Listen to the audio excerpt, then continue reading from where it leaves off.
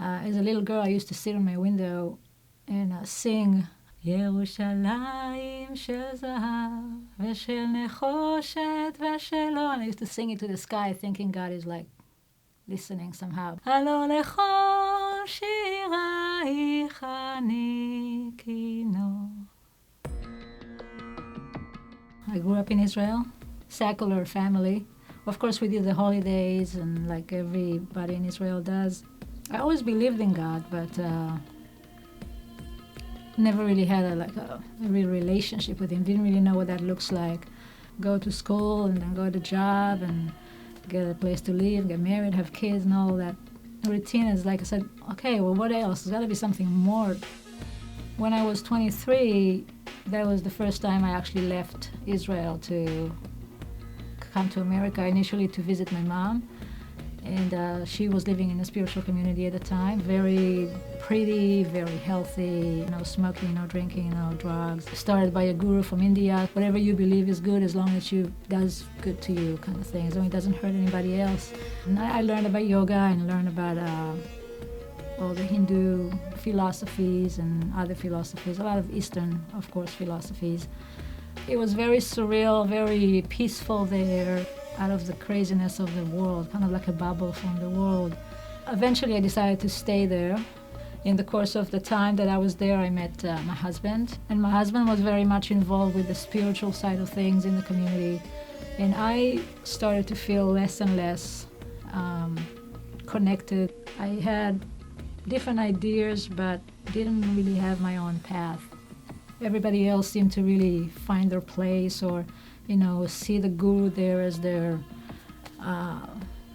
the spiritual teacher. And I mean, some people even see him as a god.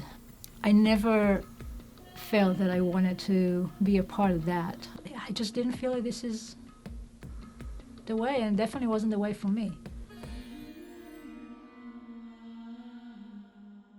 I'm looking for God. I'm looking for to feel God. And I thought, well, the closer thing to that got to be the synagogue. That's the only thing made sense to me. I didn't even consider churches or anything. I mean, the synagogue was very ritualistic. You got to do this and that and this and that and that. And to me, it never, even growing up, it just never felt like the way to God. That got me into a kind of like an obsessed quest for the answers. Videos, documentaries, internet, any spare time that I had was something to do with that. It was consuming me to find those answers, to get down to the bottom of this. At the time, if you asked me if I'll ever believe in Jesus, are you sure? I thought, are you crazy? When I picked up the New Testament, I was curious to see what's so bad about it. For me, I needed to logically come to the conclusion that all the evidence and everything makes sense. All of a sudden now I'm finding out all these things about Jesus and Christianity, and that completely different than what I thought of. It feels like a completely Jewish book. It was all in Jewish context. It made me want to read more, so to find out what else did they not tell me, because I don't see any of that anti-Semite stuff there. I don't see anything negative or anything Christian about it.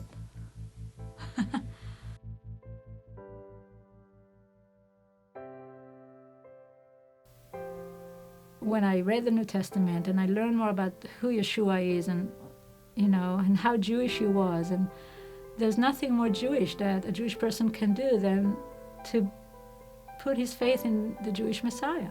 By the time I finished the Gospel of John, I was willing to surrender to Yeshua.